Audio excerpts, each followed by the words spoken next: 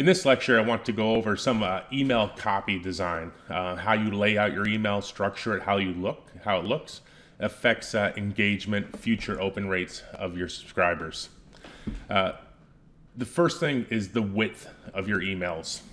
That is very, very important. We're going to take a look at a live example inside my Aweber account. This drastically affects the effectiveness of your email marketing and your campaigns. And we're going to go through 4 different tips when it comes to creating the best types of emails for your campaign in design-wise, and explain why you should be doing this. The first tip is you want to keep your emails between 40 and 60 characters in width. So each line is no more than 40 to 60 characters. You want to keep that fairly narrow because it's a proven fact that people stay engaged longer when reading emails that are narrow and spaced out. This isn't guesswork or theory, this is proven results. It's the reason why newspapers break up their stories into columns. Take a look at any newspaper. A newspaper the line does not go all the way across the paper. It's small columns because it's easier to read. It keeps the reader's attention longer, and it's easier on the eyes. The worst thing you can do is create text that spreads all the way across the page. It won't hold the attention long. And of course, some people will read it all, but when you're talking about the volume of emails, if you're emailing every day, multiple times a week to thousands of subscribers, you'll be losing money. Let's take a look inside my Aweber account here. This is an email here, and you can see that all the lines are narrow, nothing more than 40 to 60 characters. Some autoresponders count the characters across. Mine does not. So what I do is just Google any online character count tool, and then I'll take what I think is the longest line, copy and paste that into character count, and you can see it's 56 across. So that's my longest line. I don't want any other lines beyond that. If so, then I will just, put my cursor there, shift enter, and then fix up the line so everything is beneath 60 characters. But 40 to 60 is my longest, and I don't want really short ones either. So unless it's a link, something like this, or a closing salutation, I wouldn't go through and put really short lines in like that because it looks weird, number one, and you're going to lose people.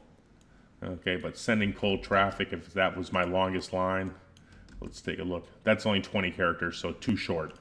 I would go back and edit so I'm in between that 40 to 60 character count. Now let's see where we're at.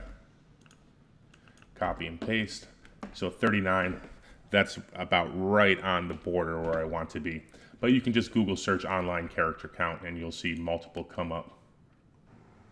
Tip number 2, you can use your autoresponder for guidance. Mine does not do that. I have a newer version of Aweber. Some people that have an older version of Aweber or GetResponse, it will show that when you look at the text version. And just because you have a maximum of 60 doesn't mean you have to use all 60. Play around with it, see what looks right for you so that all your lines are pretty lined up. If you start going beyond 60, the design, or style layout gets really ugly. Okay, so if we had these massive long lines here, you can see it'll just get harder to read. You're going to lose people's attention, and your click-through rates will go down. But we want to make sure, here's my longest one here, 56. So then I'll just go back through after I write my email, shift enter, and make sure we are all lined up as close as you can be to that longest line. So we want to have this border coming down here. Okay, tip number 3 is use short, snappy paragraphs. Looking at my email example before, no more than 3 to 4 lines max per paragraph, and then we'll leave a space between the next paragraphs. Shorter paragraphs are better. It's easier to read. It's chunked up. You'll hold the reader's attention longer. They'll look forward to your emails.